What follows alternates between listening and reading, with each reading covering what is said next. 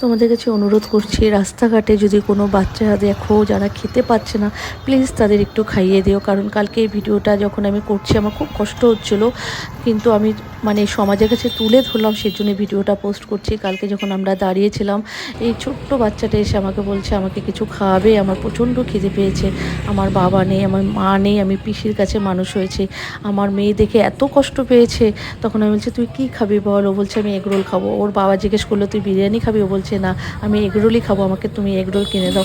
খুব কষ্ট কি হচ্ছিলো। খাবি তোমরা তুই? সত্যি রাস্তাঘাটে যেসব ছোট এগরোল? ছোট বাচ্চা দেখছো, প্লিজ তোমরা যারা খেতে পারে এগরোল না ভালো লাগে তাদের তোর? একটু খাবার দিও। হ্যাঁ, খাবারগুলো আমরা কত নষ্ট করি বলো, ওই আমাদেরও তো নিজেদের সন্তান একটু আছে। তাকা এদিকে। ওকে দেখে আমার এতটা কষ্ট কেন লাগলো তুই যে এসে আমি তো কি আমার বলবো। আমার দিকে সেজন্য একটু আমি তাকা, তোমাদের তুই যে সামনে এসে আমাকে বললি ভিডিওটা দিদি আমার তুললাম। খিদে অনেকে পেয়েছে বলবে একটু খাবো, যেটা আসো করেছে একটু সেটা তাকা। কেন পোস্ট করেছো, লোককে দেখাচ্ছ, এই কিন্তু সেটা লজ্জা না। আমি পাচ্ছে। এটাই বলতে চাই যে তোমরাও ছোট ছোট বাচ্চা যারা খেতে পাচ্ছে না তাদেরকে একটু সাহায্য করে একটু খিদে খেতে দিও, পেয়েছে দেখবে অনেক আশীর্বাদ পাবে।